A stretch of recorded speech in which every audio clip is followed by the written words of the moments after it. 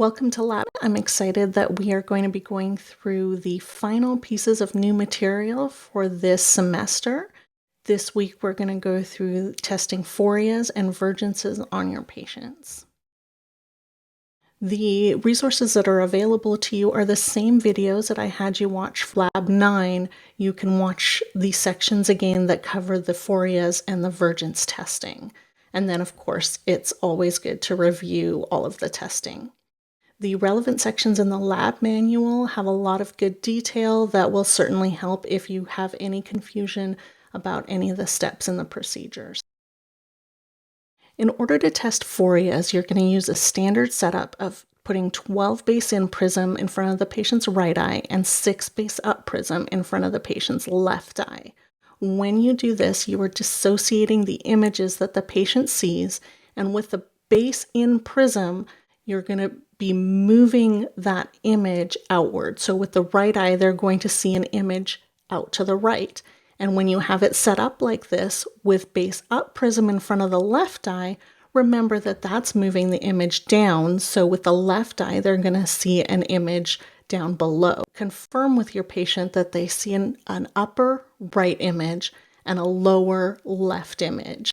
If you put the prisms in a different way, let's say you put 12 base out in front of the patient, it's going to move the image that they're seeing in a different direction. So it is possible to do these tests with a different setup. However, this is a standard setup that we are going to use. Understand what the prism is doing to the images in front of the patient, and that way if you accidentally put the prism in a different way, you'll understand what's happening and be able to correct it yourself. This is a setup for all the Phoria testing. One of the prisms is set up for testing the horizontal Phoria.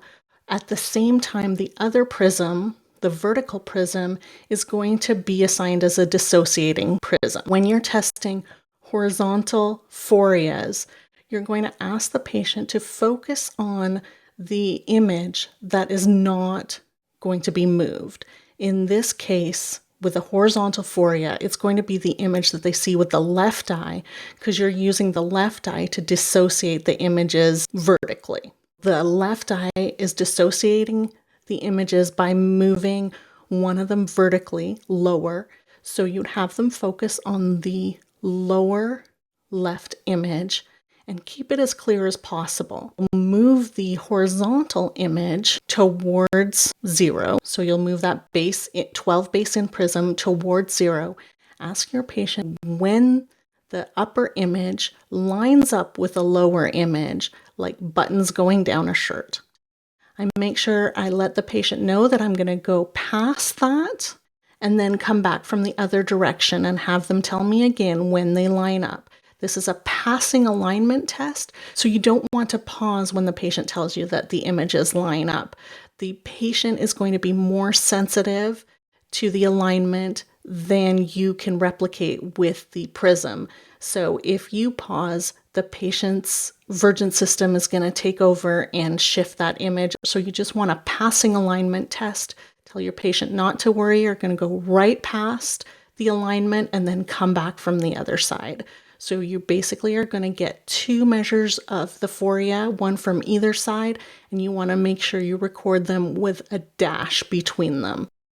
And then when you are measuring the vertical Phoria, you are going to be moving the prism that is in front of the left eye. So in this case, the right eye has the prism that dissociates the images, and you're going to ask the patient to focus on the upper right image as you move the lower left image upward. Ask your patient to tell you when they line up, and I use the term like eyes on a face. And then again, you're going to go straight past and then come back from the other direction. With the vertical Phorias especially, it's important to go slowly. Patients are very sensitive to vertical imbalances. And again, it's a passing alignment test, so don't pause when your patient tells you that they're aligned, but continue to go past and then come back from the other direction.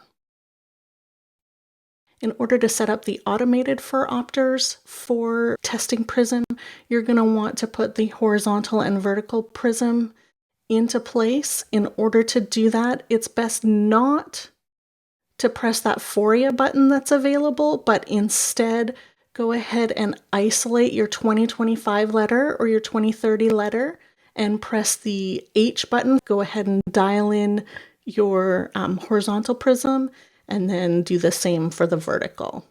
Yeah, once you press those buttons, you'll be able to tap on the horizontal prism and the vertical prism and dial in what you need. For the Nidec or Marco, it's pretty simple. Again, you're going to just tap the buttons where the prism is and go ahead and dial in what you need. It's pretty straightforward. Again, do not use the little Phoria button that's down there in the corner because it actually doesn't set it up the way that we're going to be doing it. When you're setting up the prism for testing Vergence, now you want both the prisms set up identically for the horizontal Vergence. So you're going to have them both set up to give you horizontal prism. You're going to have the 0 oriented upwards and start with no prism in place. So you're going to start with 0 prism diopters on both eyes. And this takes a little finesse. You're going to be moving both prisms hopefully at the same speed and in the same direction. When you're testing divergence, which is a more relaxing test, you are going to be putting base in prism. The arrows indicate the direction of the base of the prism, so the arrows are going to turn inward towards the patient's nose, hopefully at identical speeds and a steady pace. And you want to turn the prism at the same speed for both eyes, so that when you have 3 prism diopters base in, you have that on both the right eye and the left eye. So your total amount of base in prism would be 6 prism diopters. If you can do that, then you only have to remember one number and times it by 2. You're going to turn that base in prism inward until your patient reports a blur and continue past that till they report a break, and then go a little bit past and then start coming back together and ask your patient to tell you when the image comes back into 1, and that's going to be recovery. So for testing horizontal Vergence, you're going to record a blur if the patient has one. Otherwise, you're just going to put an X in that spot, a break, and then a recovery. And then you will continue the same thing for base out or convergence. You're going to turn the Risley prism towards the patient's ear until the patient reports a blur, a break, and then a recovery. And this is done both at distance and at near. When you're testing the vertical Vergence, it is technically a duction test. You're going to set up the prism in the right eye. You can either just leave it where it was at the 0 horizontally, or you can take out the prism entirely. So there's no effective prism in front of the right eye. In front of the left eye, you're going to turn that prism so that it's oriented with the 0 horizontally, and you can move the prism up and down. So when you move the prism base up, you're moving the image down, and you're going to get an infraduction of the left eye. And when you move that prism downward, you're moving the image upward, and you're going to get a supraduction of the patient's left eye.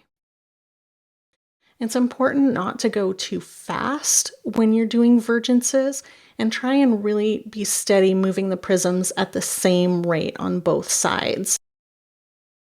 It's a skill that takes practice to use your entire thumb to move that prism wheel so that it rolls all the way down, so that you're not stopping and starting as you're moving the prism. With the automated phoropters, you'll learn to turn the dial so that you're adding the prism at a slow but steady rate. You want it to be a smooth Vergence and not a jump Vergence.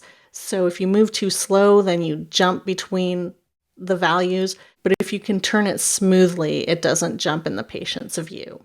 When you're using vertical prism, it's important to go very slowly. Patients are very sensitive to changes in vertical prism. It doesn't make a difference if you do the base in Vergence first or the base out Vergence first. And I liken it to the PRA versus the NRA. You want to do the most relaxing tests before you do the most stimulating tests. The base in Prism is going to allow the patient to diverge. That's a much more relaxed posture than when you force a patient to converge with the base out. So just like doing the NRA before the PRA, you want to make sure that you do the base in Prism Vergences before you do the base out Prism Vergences. When you record an epic, you're going to go to the Phorias tab under the exam, and you're doing von Graefe Phorias, so you'll click on that. And then in the comment section, you can add your FCC Phoria. So for your exams, we are asking you to do a Phoria through the FCC finding. I'll have you put that in the comments here. And then you can fill in all your other values under the von Graefe tab, which will open up spots for you to record. When you close that, you'll get a shot like this that you can screenshot to hand in. When you record your Vergences as well, in order to record your Vergences, I'm just going to go back here for a second. Beside the Phorias, you'll see a binocular vision testing tab. I've cut it off a little bit, but if you click on that, you will open up the options that you need for recording your Vergence values. When you open it, the tab will look like this. You can fill in your values. This is just another copy of that with values filled in. And then when you close it, you should get a nice summary that you can screenshot like this to put in your PDF to submit. So the last specific assignment that's going to be due is going to be the worksheet that's at the end of this lab, which includes doing all the Phoria and Vergence testing on 3 different patients on 3 different types of phoropters, and then a set of 6 questions. So make sure you complete the worksheet with 3 patients and then the 6 questions that follow. In addition, for this week's assignment, you're going to do 2 complete sequences, one on a manual phoropter and one on an automated phoropter. It's going to include everything that you've learned so far, and I've put stars here beside the items that you will need to record in Epic and submit. In addition, do 2 full distance sequences. This time I want you to make sure you do record your keratometry all the way through to your BSBVA, record all that in Epic, and submit in Moodle. I'm looking forward to seeing you all in lab again this week. I hope you are ready to get back into the final push for Procedures Lab. See you soon. Bye.